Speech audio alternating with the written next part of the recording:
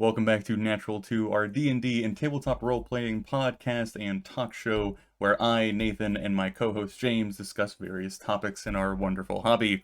Today we are discussing the fear that most people have, or I imagine, the majority of people have, about first-time DMing or stepping into the DM role, because that is a rather daunting task for the majority of us. It's a very distinct difference from being a player or being used to being a player.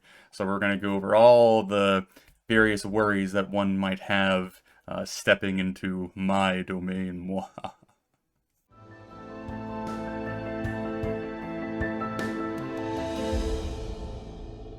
Yeah, the best way that I know to go about this is just to start out talking about my own experience with this. There's a lot more DMs than I've got that backwards. There's a lot more players than DMs. There are more players than there are even DMs to run games for those players, I'm sure. It I I'm sure you could confirm, like, if you post online, if you're going to run an online game and you say you're a DM, they'll be banging down your door. Uh, but if you're a player looking for a game to join, it takes a lot longer. But for me, for a long time, I wasn't sure whether I would ever DM at all. I didn't know if I wanted to, uh, if I would enjoy it, any of that. So the just to get some of the obvious reasons out of the way, there's uh, the commitment. Like it's in a very real sense, it's your game. Not that the players don't also have a large stake, but the DM is the master of the universe. The DM has to kind of invent the universe, or at least interpret one from some pre-written materials. So it sounds like a lot of work, and it is. Well, even outside like the in-game work, the other aspect of that is the game does not exist without you. You're not like a player where if you're one man down, you can keep going. If the DM's down, the game's down. So it's another like meta burden that you always have. So there is, it is a commitment. It is a responsibility um, that you're taking on that is kind of a beyond that of a player. And this is not the beat up on players show. Damn, I'm It's in the wrong show. yeah. It's just the way that it is. Like being the DM or the GM uh, is a commitment of time. It's a commitment of energy.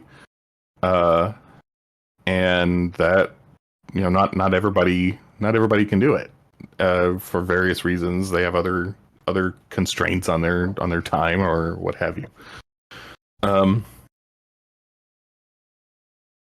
I also didn't feel confident in the rules, and this is one that we can kind of dispel. I think if this is what's keeping you, if you're watching and you're kind of reluctant to try DMing, you don't have to have the book memorized.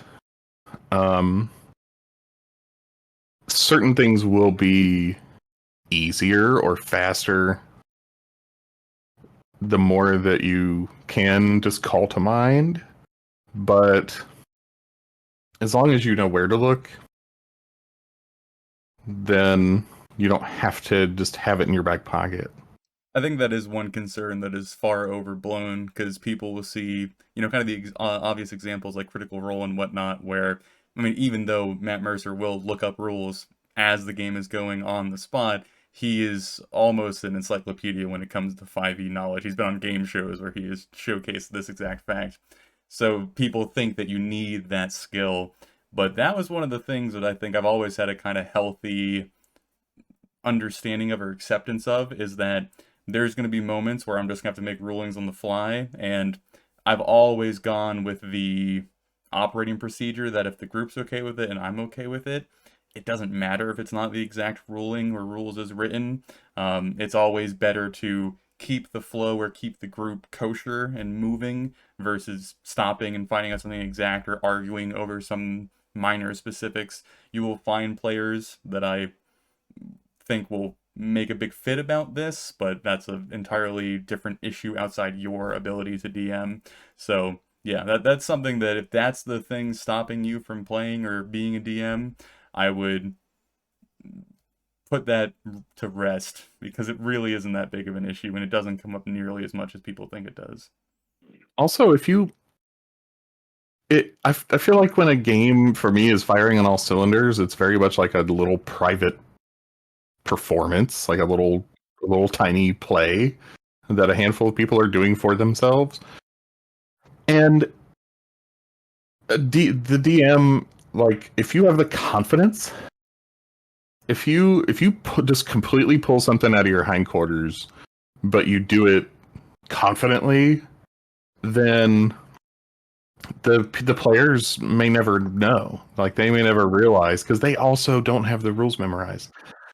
So it may never occur to them that you made a mistake, or that you struggled with something, or that you had to make something up whole cloth. Like, it, you know, once the dice are rolling, once you're at the table, whatever you reach inside and find, just do it with conviction and sell it, and it'll be fine.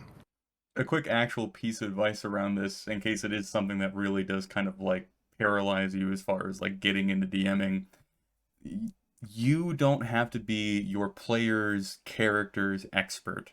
That's always something that I've kind of left up to the players, and whether or not they are experts on their character is a whole other matter. You know, there's a copious amount of examples throughout our games of people not knowing how their stuff works, but if they don't, then they read it and they tell it to me, but I'm not going to go out of my way to learn all of your different various class features and your spells and all the exact little intricate mechanics of it, because if I did, there would just be way too much to try and keep track of. And so you will see, again, all the way throughout all of our different games, I will say, hey, what does that spell do? Or what exactly is that? Or, oh, I can't remember. Is it a check at the beginning or the end of the turn or whatever? And I hope and somewhat expect that the player has that knowledge at least more readily available than I do.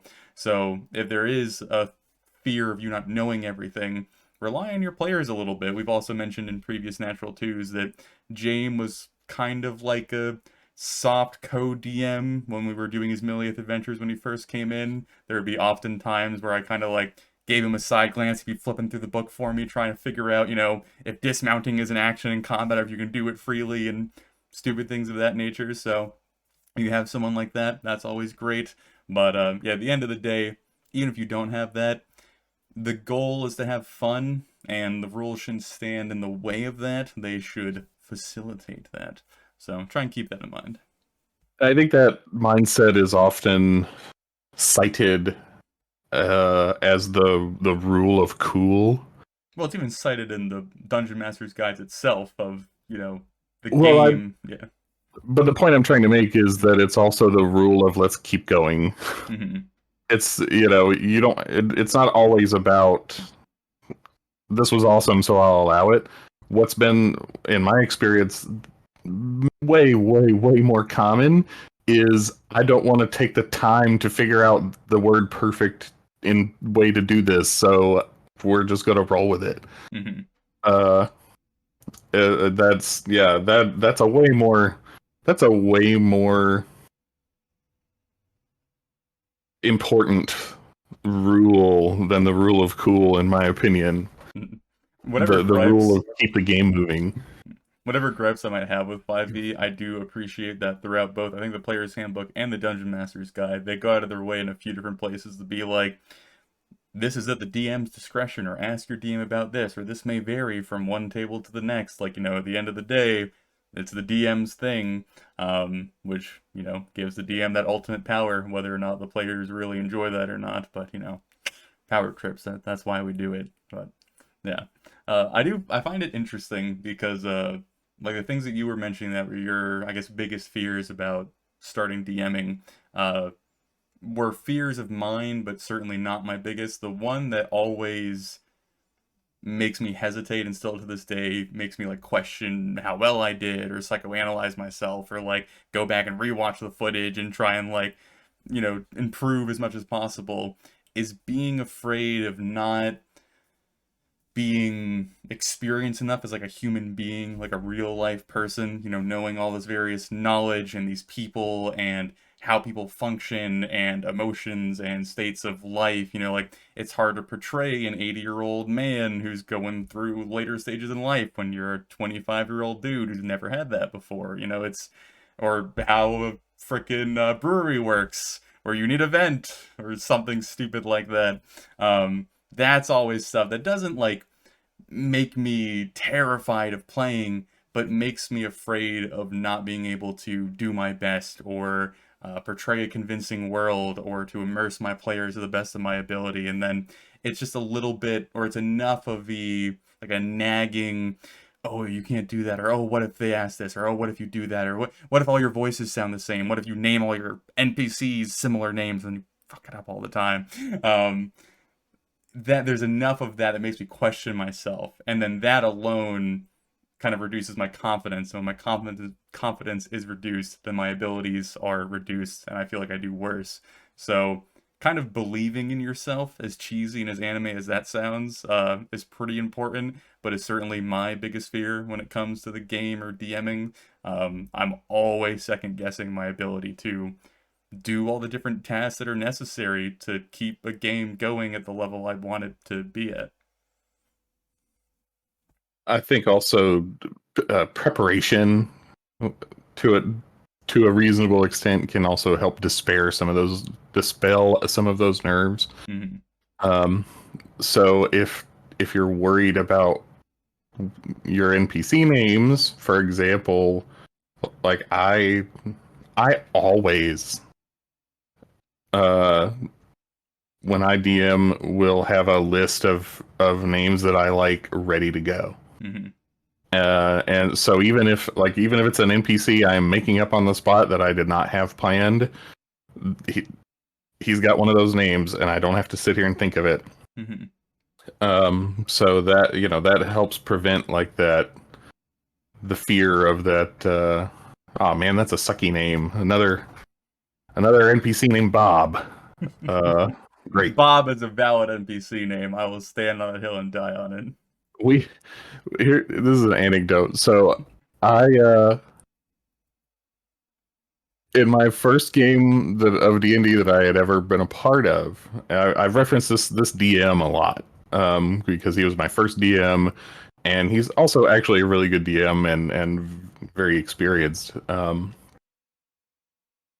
But just to show that it can happen to anybody, the party came into a town that had been razed. Razed. It was burnt to the ground. And there was a survivor laying in the street when we came in, and so we, of course, gave him medical attention and tried to ask him questions about what happened. It didn't occur don't ask me why, I don't know, but it didn't occur to our DM to name him or the town, because Okay. it was just supposed to be a set piece, like Mm-hmm. to introduce us to whatever the villains were in this region.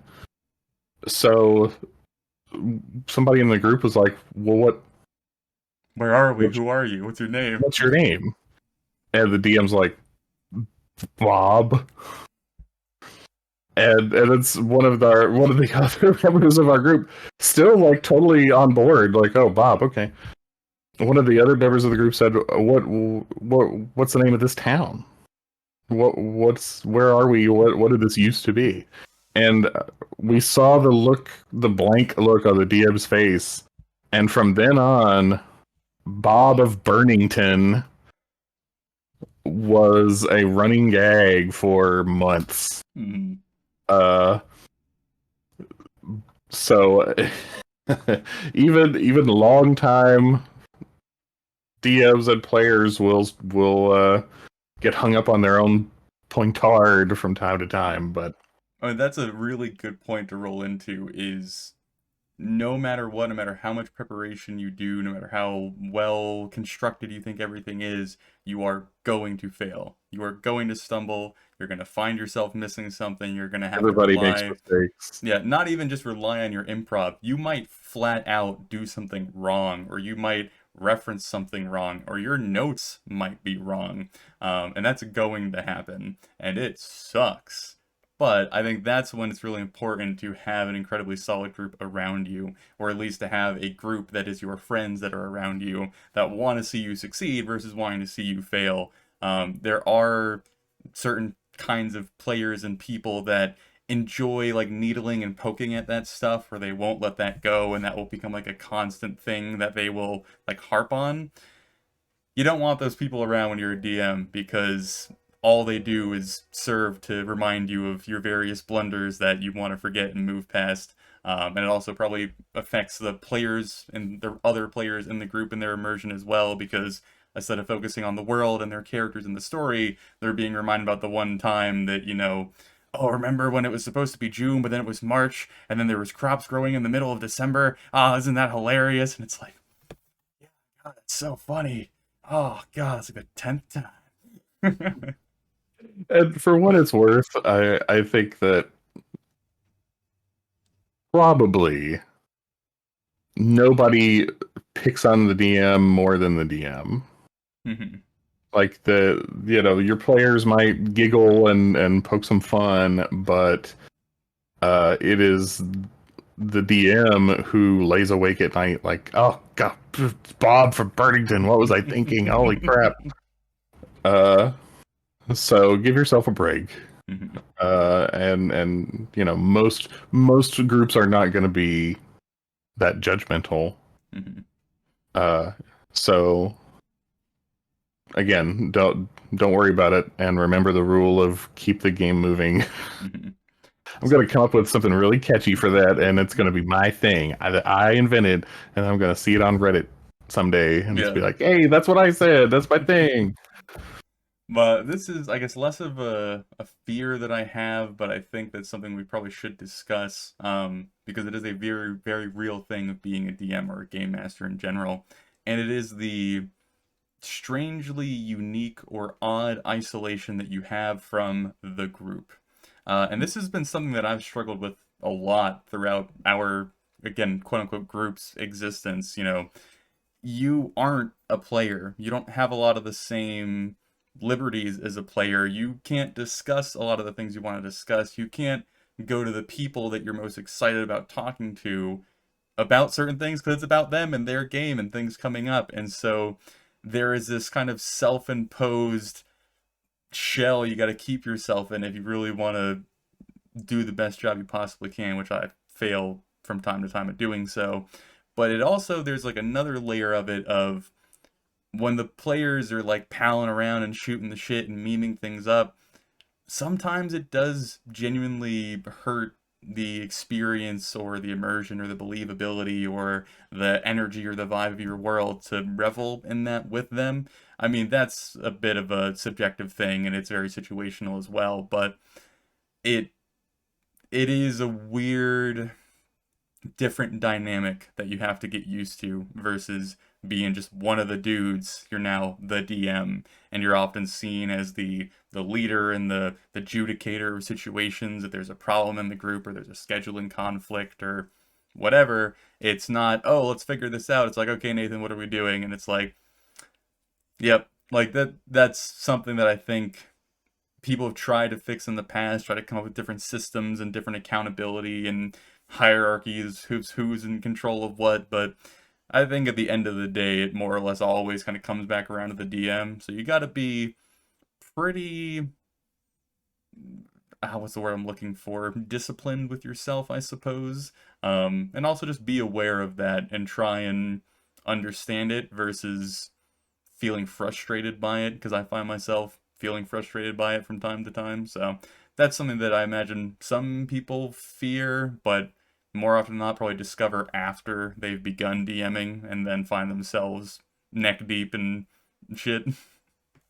Yeah, I haven't experienced that really myself, but I think the biggest key difference is I have not DM'd a long-term campaign. Hmm. I think that the longer you DM, or if you're a forever DM, Yeah, I think is that's really when key. it starts to like settle over you. Hmm. And I also agree that it's probably best for the DM to be sort of above it all. In terms of, you're talking about like the jokes and things like that, because it is up to the DM to maintain the uh the the word I want to use is verisimilitude, Hmm. because it's the right word, but I'm trying to think of a different, less pretentious word, I and I always go can't. like the vibe or the energy or the flow or the Yeah, direction. Yeah. the DM has to maintain the structural integrity of the campaign world, Hmm. so it's better for them to. You don't have to be too far above. You can just lay across the top like surface tension. Uh, so you're still in contact with the rest of the group, but not quite down at the same level. Hmm. Um, what what do you think would it help if we had more like non D&D activity or discussion? Because it's the main, like, we're hindered also by the fact that our group is an online group, and our group is all over the Hmm. the eastern half of the United States, basically. So we can't just like go out to eat, Hmm. uh, on a weeknight, or go to each other's houses, whatever. This is really the thing that we do. Yeah, Uh, I think that is a very solid point. Is that like our, and when I say our, I say me and the players' relationship and dynamics are all through the lens or through the filter of we are DM and player, because that's how our group has been from the start. And while I've had this time got has I can't speak today, as time has gone on, more personal connections with the players and more non D&D discussions with them, like when we record Natural 2, we hang out and talk about a whole host of other things beforehand now at this point. But there was a very long time at the beginning where we strictly talked about D&D and how the game is going and where we can improve and what we should do here and how to get Valorant in and how to do this and how to do that. So there was a long period of time that I didn't even know who James was. I just knew that he was the guy who played Valorant in my game. Um, so I think that is something is probably a less of a problem for people who are a pre-established friend group beforehand, or they do a lot of other activities, or probably also if their game is less, I guess, like involved or maybe serious is the term that people will throw around. Like if this is, we hang around and we save the princess from the tower and we shoot the shit kind of game. I think like a that, dungeon crawl or something. yeah, that level of responsibility is far less than others. But yeah, I think that you're hitting the nail on the head there. That is the reason it's so prominent in our group is the role that I've always had in all of our communications and interactions, and the fact that we don't do anything else outside play D&D really as a group. Um, which I think a lot of people will be in that similar situation, especially since D&D got such a big boost or a huge increase in interest following COVID and whatnot, and a lot of games are online now, and a lot of groups are just strangers that go on Reddit and go, hey, we're playing Lost Mines of Fandelver this weekend. Whoever wants to play, show up, and that's how it works. So I would suspect that a lot of the groups out there right now know their characters at the table better than the players at their table.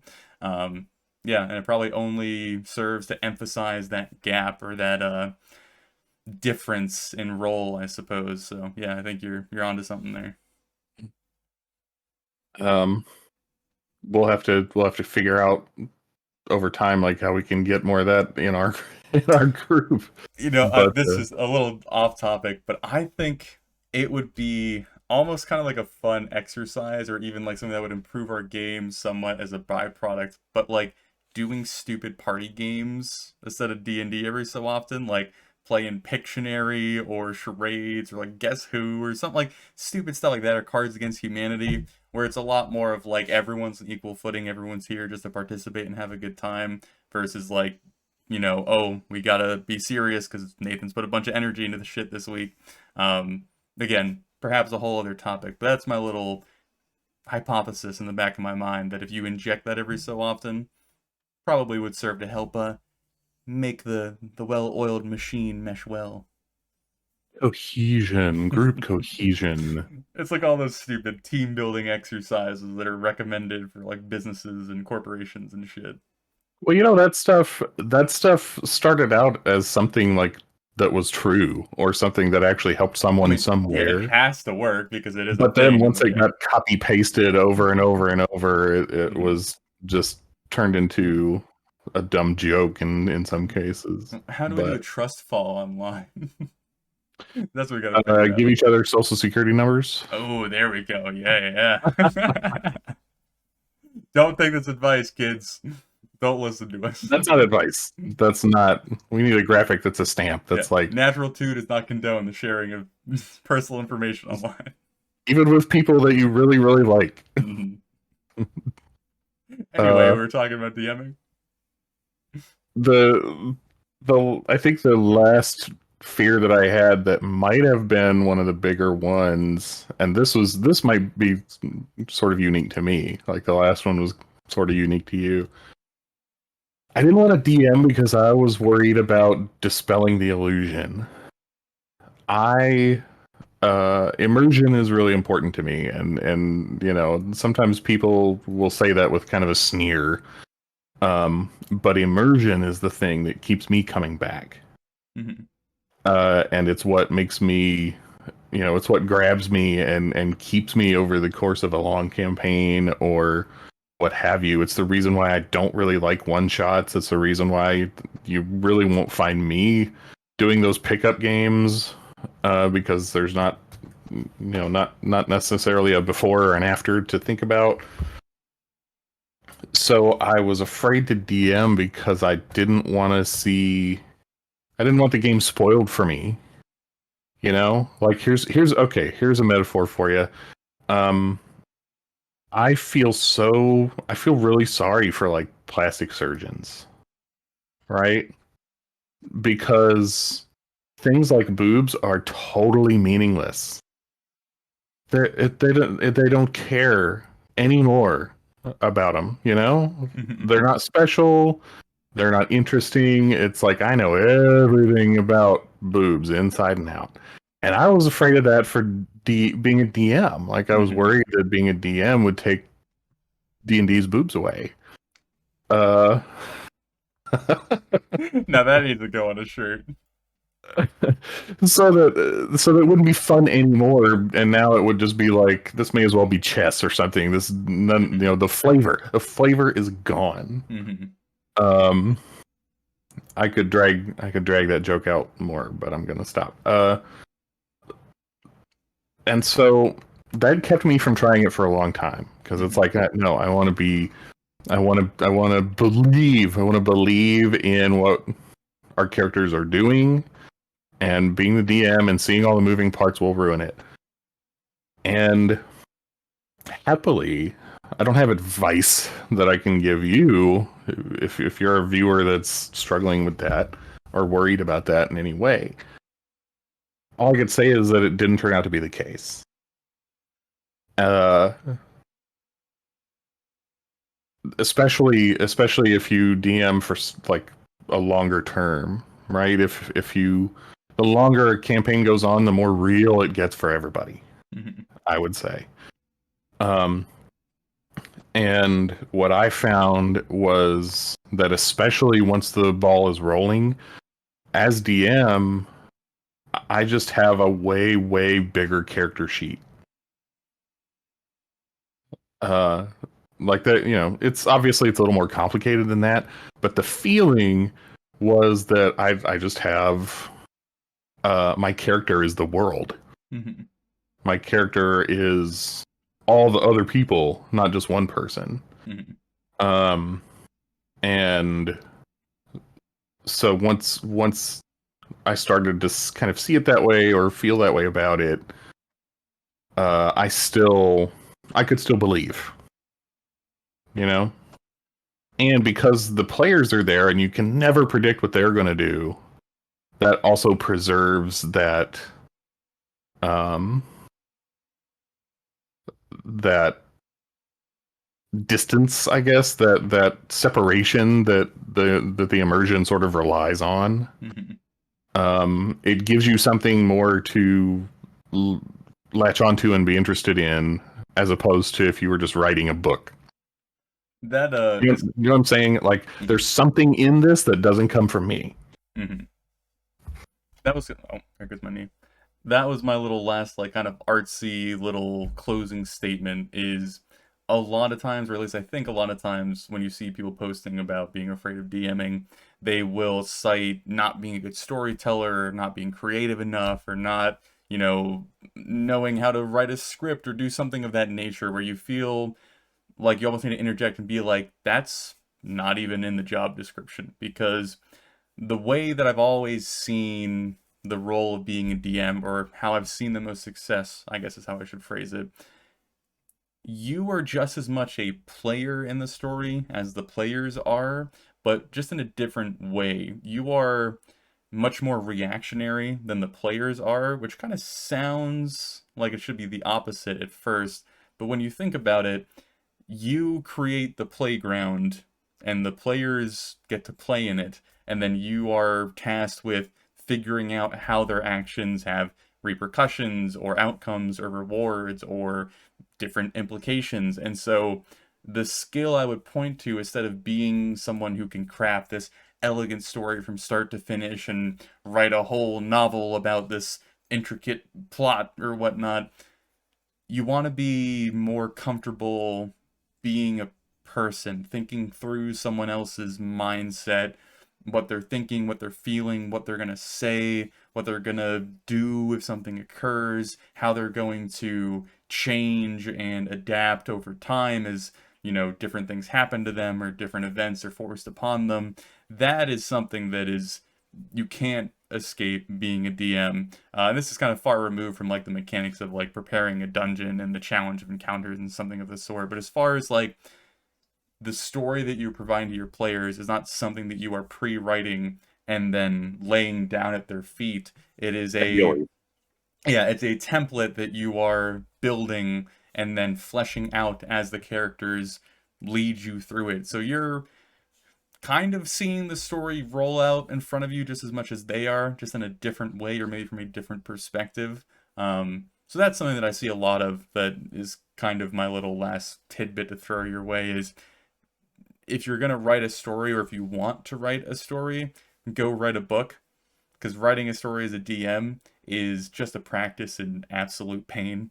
like, Yeah, that's not what DMing is. yeah. And if you try to make it that, you're going to be frustrated. The players are going to be frustrated. Mhm. That is not what DMing is. Yeah. So if that's a concern of yours, try and rethink that, or try and perhaps approach it in a different way. If you are DMing and finding that frustrating, always be ready to adapt, or even just lean into your players more, because that's one piece of advice that we've rolled out a lot on Natural too. Is you should be a fan of your players and the story that they're telling and the stories they want to tell and everything around them. So if that really is the case, then you should feel comfortable letting them tell the story and you're this there to fill in the pieces necessary or the structure needed to get that story where it needs to go.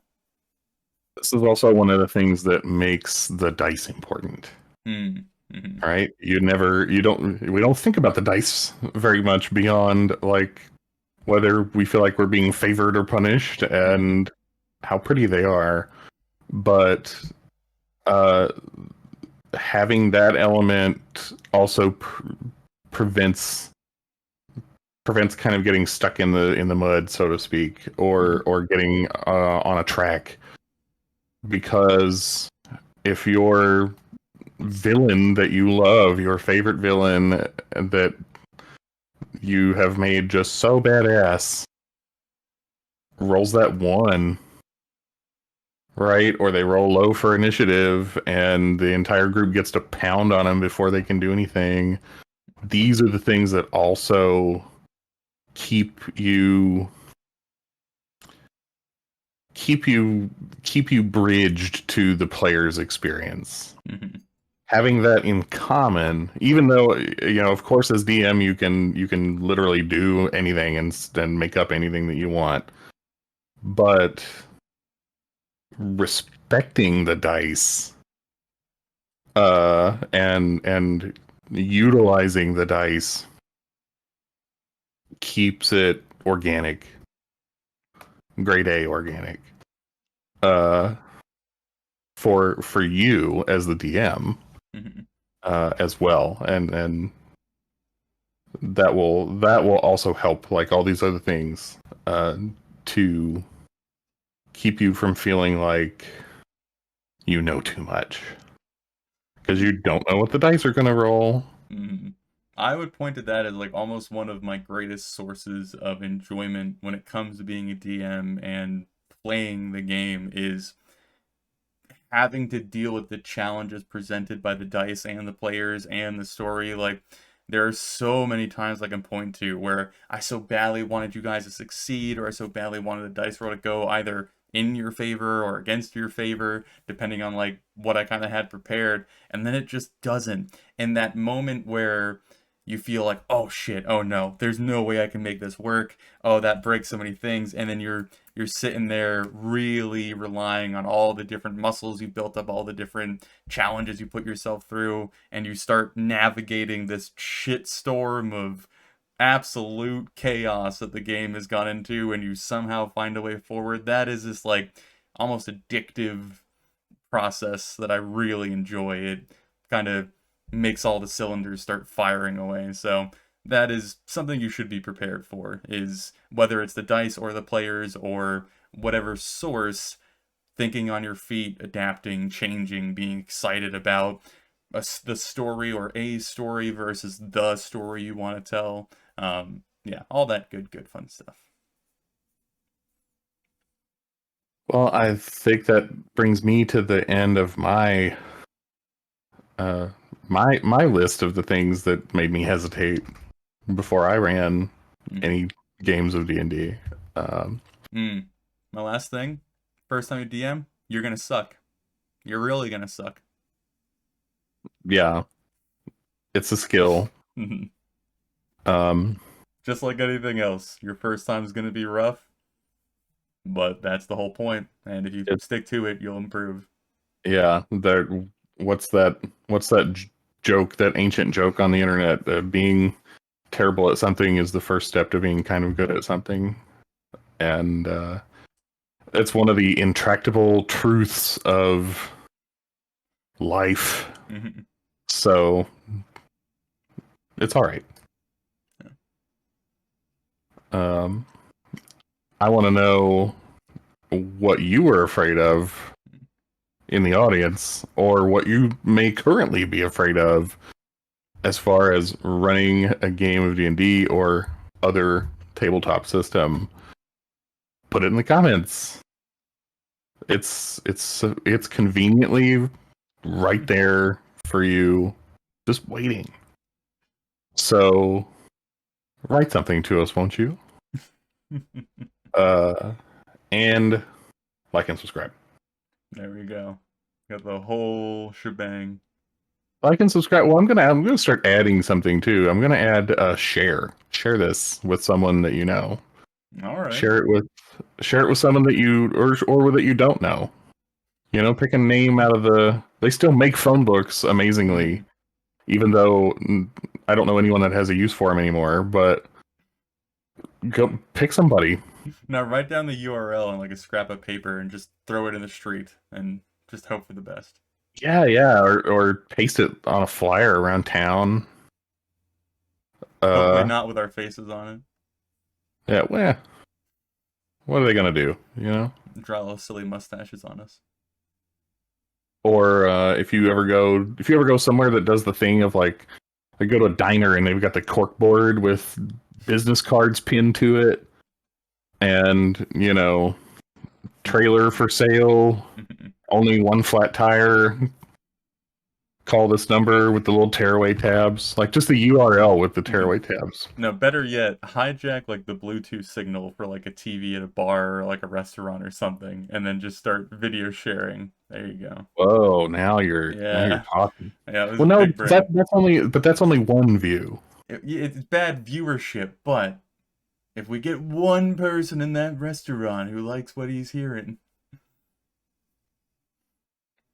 Or hey, maybe if you're watching and you or someone you know owns or manages a bar with TVs in the corners, you don't have could to you hijack anything. could you imagine that conversation? Oh Lord. Yeah, instead of the college basketball finals, what if we put these two guys from YouTube up there? Oh, are they like sportscasters? Like, what do they do? In a sense. No, yeah, neither of them are really that athletic, but Hey, speak it's for yourself. we won't go into the whole thing. Actually, that's true. You are kind of swole. I hold the world record for downhill sprint. Uh, but they won't let you compete because it's tool assisted. Hey, it's performance enhancing, just not in the bad way.